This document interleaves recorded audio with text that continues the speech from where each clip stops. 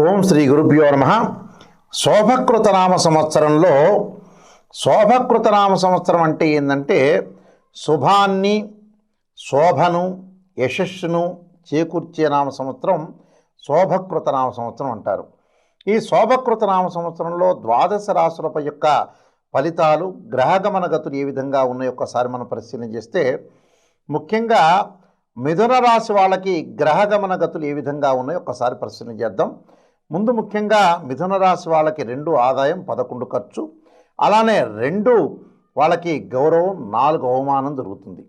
అంటే ఇక్కడ ఏదైనా సరే 2 ఆదాయం 11 ఖర్చు, అలానే 2 గౌరవం 4 అవమానం జరుగుతుంది. కాబట్టి ఇక్కడ ఆదాయ పరంగా మనం చూస్తే వీళ్ళకి ఒక రకంగా ఉంటుంది. అంటే ఉద్యోగంలో సహనంగా ఉండటం, అంటే తోటి అధికారుల ఏమన్నా అన్నా కూడా సహనాన్ని వహించి లౌకిక జ్ఞానంతో ఉండటం, అలానే బంధుమిత్రులతోటి కలహాలు లేకుండా, ఏదైనా సరే వాళ్ళతో గొడవలు జరుగుతుంటే సందర్భాలు ఉంటాయి, అలా కలహం లేకుండా జాగ్రత్తగా ఉండటం అనేది చాలా మంచిది. ఎందుకంటే కలహాలు, అనవసరమైన కలహాలు తెచ్చుకోవటము, ఇబ్బందులు పడే అవసరం అనేది మీరు తెచ్చుకోవద్దండి. అలానే ఉద్యోగంలో సహనం తప్పదు. అంటే సహనం వహించి ఉద్యోగంలో ముందుకెళ్ళటం వల్ల మీకు మంచి రిజల్ట్స్ వచ్చే అవకాశం బాగా ఎక్కువ ఉంటుంది. అలానే శత్రువులు కూడా తగ్గిపోవటం, అంటే శత్రువులు కొంతమంది మిత్రులుగా మారే అవకాశాలు బాగా ఎక్కువగా ఉంటాయి. ప్రయాణంలో అప్రమత్తంగా ఉండి చాలా జాగ్రత్తగా ఉండి ముందుకు ప్రయాణం చేయాలి. అయితే చాలామంది కూడా 2 ఆదాయం 11 ఖర్చు అని భయపడాల్సిన పని లేదు. గ్రహగమన గతులన్నీ కూడా మనం పరిశీలన చేస్తే ఈ మిథున రాశి వాళ్ళకి చక్కని ఫలితాలు ఏర్పడుతున్నాయి. కారణం ఏమిటంటే 9వ స్థానంలో శని యొక్క సంచారం. 9వ స్థానంలో శని యొక్క సంచారం వల్ల ధనధాన్య వృద్ధి కలుగుతుంది, ఇన్కమ్ అనేది గ్రోత్ అవుతుంది, ఆర్థిక పరంగా లావాదేవీలన్నీ చాలా బాగుంటాయి. ఆర్థిక పరంగా లావాదేవీలు ఎప్పుడైతే బాగుంటాయో అప్పుడు ముందుకు వెళ్ళే అవకాశాలు బాగా ఎక్కువ ఉంటాయి. అంటే ఎంత సహనం వహిస్తే అంత ఆదాయం మీకు పెరుగుతుంది, ఇన్కమ్ అనేది చాలా గ్రోత్ అవుతుంది. ఉద్యోగపరంగా ఎలాంటి ఇబ్బందులు లేకుండా ముందుకు వెళ్ళే అవకాశం అనేది ఖచ్చితంగా ఉంటుంది. అందువల్ల ఉద్యోగపరంగా ఎలాంటి ప్రాబ్లమ్స్ ఉండవు, కొద్దిగా సహనం వహిస్తే చాలు ముందుకు వెళ్ళే అవకాశం అనేది ఉంటుంది. అయితే వృధా ప్రయాణాలు చేసే అవకాశాలు ఎక్కువగా ఉంటాయి, అనవసరమైన ప్రయాణాలు చేస్తుంటారు. వ్యాపారం చేస్తున్న వ్యక్తులు కూడా పార్ట్నర్షిప్ను కలుపుకొని ముందుకు వెళ్ళచ్చు. వేరే వాళ్ళని ఎవరైనా సరే పార్ట్నర్షిప్ను కలుపుకొని షేర్ హోల్డర్స్, మేము వస్తాం వ్యాపారం చేస్తాం అనే పర్సన్స్ ఎక్కువ మంది ఉంటారు. ఆ ఎక్కువ మంది ఉండటం కూడా చాలా మంచిది. కాబట్టి పెద్ద వ్యాపారం చేస్తున్నా వాళ్ళకు అనుకూలంగా ఉంటుంది. షేర్ మార్కెట్లో ఎక్కువగా పెట్టుబడులు అనేవి పెట్టకుండా ఉండటం అనేది చాలా మంచిది. అలానే మిగతా గ్రహాల యొక్క స్థితిగతులను మనం బేరీజు వేస్తే గురువు యొక్క బలం కూడా బాగుంటుంది. ఎప్పటి నుంచి? ఏప్రిల్ 22 నుంచి మీనరాశి నుంచి మేషరాశిలోకి సంచారం చేయటం వల్ల మిథున రాశి వాళ్ళకి ఏకాదశ స్థానంలో గురువు, 9వ స్థానంలో శని యొక్క సంచారం వల్ల చాలా మంచి ఫలితాలు జరుగుతాయి. ఆదాయం అనేది బాగా పెరుగుతుంది, ఇన్కమ్ అనేది గ్రోత్ అవుతుంది, ప్రమోషన్లు వచ్చే అవకాశం ఉంటుంది. మరి ప్రమోషన్లతో పాటు వ్యాపారంలో వస్తువులు కొనుగోలు చేసే అవకాశాలు కూడా బాగుంటాయి. మరి ఇవన్నీ కూడా ఆర్థిక పరంగా గురువు బాగున్నాడు, శని బాగున్నాడు. అలానే అక్టోబర్ 31 వరకు కూడా రాహు కూడా బాగుంటాడు. అంటే ఏకాదశ స్థానంలో రాహు యొక్క అనుకూలతగా ఉంటుంది. కానీ ఇన్ని గ్రహాలు, అతిపెద్ద గ్రహాలు బాగుండి 2 ఆదాయం ఏంది 11 ఖర్చు అయిందని చాలామంది అడిగేవాళ్ళు ఉంటారు. కారణం ఏమిటి అని అంటే ఇన్కమ్ అనేది డెఫినెట్లీ గ్రోత్ అవుతుంది, ఇన్కమ్ అనేది చాలా బాగుంటుంది, దానికి సంబంధించిన ఖర్చులు కూడా పెరుగుతాయి. ఖర్చులు పెరగటం అంటే ఏంటంటే పిల్లల యొక్క చదువులు ఉంటాయి, సాధారణంగా వివాహాలు చేయటం, వేరే వాళ్ళకి సహాయం చేసే అవకాశాలు కూడా ఉంటాయి. వేరే వాళ్ళకు కూడా కొంత హెల్ప్ చేస్తారు వీళ్ళు. హెల్ప్ చేయటం ఒకటి, ఇల్లు కన్స్ట్రక్షను, పొలాలు, రకరకాల వస్తువులు కొనుగోలు చేయటం, ఇంట్లో ఎలక్ట్రికల్ సంబంధించిన గూడ్స్, ఎలక్ట్రానిక్ గూడ్స్ కొనుగోలు చేసే అవకాశాలు ఎక్కువగా ఉండటం వల్ల ఏమైందంటే ఆదాయం వస్తున్నా కూడా ఖర్చులు పెరుగుతాయి. ఇక్కడ ఆదాయం అనేది తక్కువ అవుతుందని నీకు అర్థం కాదు. చాలామంది భావన చేస్తున్న ఆదాయం తక్కువేమో, రెండే ఆదాయం వస్తుంది, నాకు విపరీతంగా 11 ఖర్చు పెడుతున్నాననే పాయింట్ కాదు ఇక్కడ. ఆదాయం అనేది పెరుగుతుంది ఒక రకంగా, పెరిగిన తర్వాత ఖర్చు దానికంతటికి ఎక్కువగా పెరుగుతుందని అర్థం. పెరగటానికి కారణం ఏంది? రకరకాల వస్తువులు కొనుగోలు చేయటం, కొంత అప్పులు చేసే అవకాశం ఉంటే బ్యాంక్ లోన్స్ తీసుకుంటారు. కానీ ఇవన్నీ కూడా అప్పులు తీసుకున్నా, ఏది తీసుకున్నా మంచి విషయాల కోసం మాత్రమే తీసుకునే అవకాశం అనేది ఎక్కువ ఉంటుంది. అలానే తల్లిదండ్రుల యొక్క, పిల్లల యొక్క గౌరవం పెరగటం. అయితే కొన్ని అవమానాలు జరుగుతాయి. అనుభవము పరాభవం అంటారు.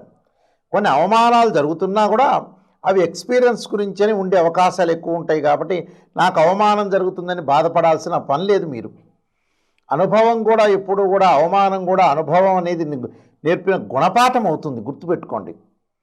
ఇవన్నీ చూసి మీరు ఆలోచన చేయొద్దండి. అలానే ఇక్కడ గురువు బాగున్నాడు, మిథున రాశి వాళ్ళకి శని బాగున్నాడు. అలానే రాహు కూడా అక్టోబర్ 31 వరకు బాగుంటాడు. ఆ తర్వాత కొద్దిగా మధ్య రకంగా ఉంటుంది. అంటే వృత్తిలో కొంత, ఉద్యోగంలో సహనం వహించమని నేను చెప్పాను కదా, అది ఎప్పుడంటే నవంబర్ 1వ తారీఖు తర్వాత. ఎందుకు సహనం వహించాలంటే తోటి కొలీగ్స్ మీ మీద అనవసరమైన విషయాలు చెప్పి పైన ఆఫీసర్లకి మీకు చెప్పి మీ మీద చెడు మాటలు చెప్పే అవకాశాలు ఎక్కువగా ఉంటాయి. అది జాగ్రత్తగా, మీరున్న రహస్యాలు, సీక్రెట్స్ అన్నీ కూడా వాళ్ళకి చెప్పొద్దండి. అలానే మిథున రాశి వాళ్ళకి కేతు పంచమంలో ఉన్నాడు, మళ్ళీ చతుర్థంలోకి వస్తాడు. పంచమంలో ఎప్పుడు ఉంటాడు? అక్టోబర్ 30 వరకు ఉంటాడు. అప్పుడు చతుర్థంలో, పంచమంలో, అంటే పంచమంలో ఉండటం వల్ల ఏంటంటే సంతానపరంగా కొన్ని ఇబ్బందులు కలుగుతాయి. సంతానం వృద్ధి కలగట్లేదు, సంతానం కలగట్లేదని కూడా ఆలోచన చేసే అవకాశాలు ఉంటాయి. కానీ చతుర్థ స్థానంలో కేతువు రావటం, మిథున రాశి వాడు ఏప్రిల్ 22 తర్వాత ఏకాదశంలో గురువు రావటం వల్ల సంతానం లేని వాళ్ళందరూ కూడా, ఇన్ఫెర్టిలిటీ ఇష్యూస్ ఉన్న వ్యక్తులందరికీ కూడా సంతానం కలిగే అవకాశాలు ఎక్కువగా ఉంటాయి. అప్పుడు సంతానం కలిగిందంటే మీరు హ్యాపీగా ఫీల్ అయ్యే అవకాశాలు ఎక్కువ ఉంటాయి. అలానే చతుర్థ స్థానంలో కేతు వల్ల వాహనాలు కొనుగోలు చేద్దామనుకునే దృష్టి కలుగుతుంది. చివరికి కొనుగోలు చేయలేకపోతారు వీళ్ళు. అంటే తర్వాత రోజుల్లో కొనుక్కోవచ్చు, పెద్ద ప్రాబ్లం లేదు ఇందులో.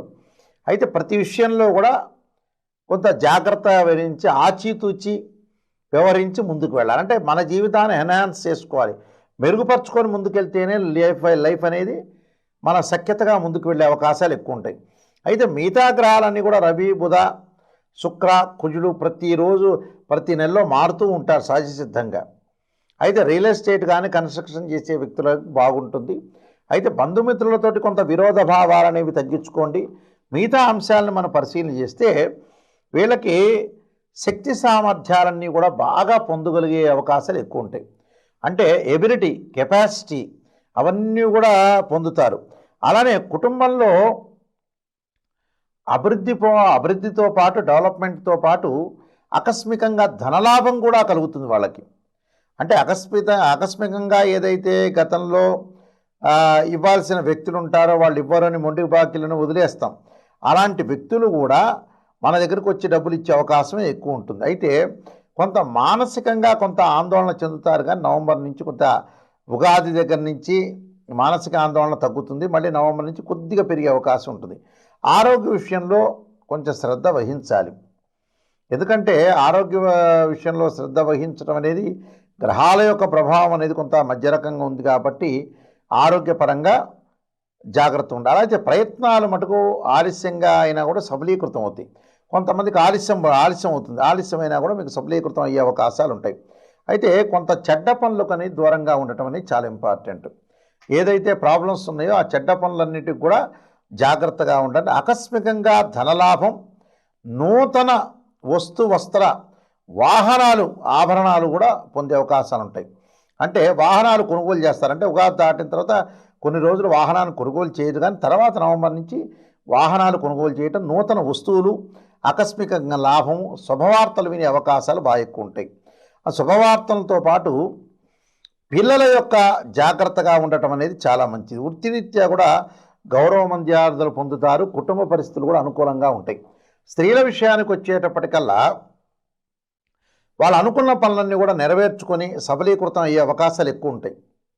అంటే వాళ్ళకి ఏం ప్రాబ్లమ్స్ వచ్చే అవకాశాలు లేదు. భార్యాభర్తల యొక్క అనుబంధ బాంధవ్యము బాగుంటుంది. గతంలో ఏదైతే డిస్ప్యూట్స్ ఉన్నారో భార్యాభర్తలు వాళ్ళందరూ కూడా కలిసే సూచనలు కూడా ఉన్నాయి. వివాహం కాని స్త్రీ పురుషులకు వివాహం కావటం, అలానే విద్యార్థులు అధిక శ్రద్ధతోటి పోటీ పరీక్షల్లో నెగ్గి కాంపిటేటివ్ ఎగ్జామినేషన్లో మంచి ఉద్యోగాలు తెచ్చుకునే అవకాశాలు కూడా బాగా ఉన్నాయి. కాబట్టి శోభకృతనామ సంవత్సరంలో ఎవ్వరూ కూడా ఇక్కడ మాకు ఆదాయం తగ్గింది, గౌరవం అవమానం పెరిగిందనే ఆలోచన చేయొద్దండి. ఆ అవమానం కూడా మనకి కొంత ఎక్స్పీరియన్స్ తీసుకొస్తుంది. డబ్బు ఖర్చు కావటం ఏంటంటే ప్రత్యేకంగా వస్తువులు కొనుగోలు చేయడానికి డబ్బులు ఖర్చు అయ్యే అవకాశం ఉంటుంది. వృధా ఖర్చులు అనేవి ఎక్కడా కావు. ప్రయాణాలు చేసేటప్పుడు చాలా జాగ్రత్తగా ఉండాలి. కొన్ని రెమెడీస్ చెప్తాను, ఆ రెమెడీస్ చేయండి. ముఖ్యంగా వీళ్ళు చేయాల్సిన రెమెడీ ఏమిటనంటే మినప గారెలు కానీ మినప పిండితో చేసిన ఏదైనా సరే వాళ్ళు శని ఆదివారాల్లో ఓ గుళ్ళో ప్రధాన అర్చకులకు ఇవ్వండి. అవి మినప ఉండలు కానీ మినుములతో సంబంధించిన గారెలు కానీ అందరికి కూడా ప్రజలకి పంచిపెట్టడం వల్ల దేవాలయంలో పూజ చేసి నైవేద్యం పెట్టి పంచితే చాలా మంచిది ఇది. అలానే ఇంకొక రెమెడీ చెప్తాను, అదొకటి ఖచ్చితంగా శని ఆదివారాలు చేయాలి. రెండో రెమెడీ వచ్చేటప్పటికల్లా వీళ్ళు ప్రత్యేకంగా గణపతిని ఆరాధన చేయండి. ఎలా గణపతిని ఆరాధన చేయాలంటే ఆవు పేడ బంకమన్ను మట్టితోటి వినాయకుడిని చేపించండి. వినాయకుడిని చెప్పి గకార అష్టోత్తరంతో సంకష్టార చతుర్థి రోజున, ప్రతి నెలలో సంకష్టార చతుర్థి వస్తుంది, ఆ సంకష్ట చతుర్థి రోజున గకార అష్టోత్తరంతో గణపతిని ఆరాధన చేయండి. మూడో రెమెడీ వచ్చేటప్పటికల్లా జాతకపరంగా మీరు తప్పకుండా సూర్యుడి యొక్క ఆరాధన చేయండి, సూర్య నమస్కారాలు చేయండి. అలానే గోధుమ పిండితోటి కానీ గోధుమ రవ్వతోటి నైవేద్యాన్ని బీదలకి పేదలకి బయట బిచ్చగాళ్ళ వీళ్ళందరికీ కూడా పంచండి. మీకు మంచి జరిగే అవకాశం అనేది ఖచ్చితంగా ఉంటుంది. సర్వే జనా సుఖినో భవంతు.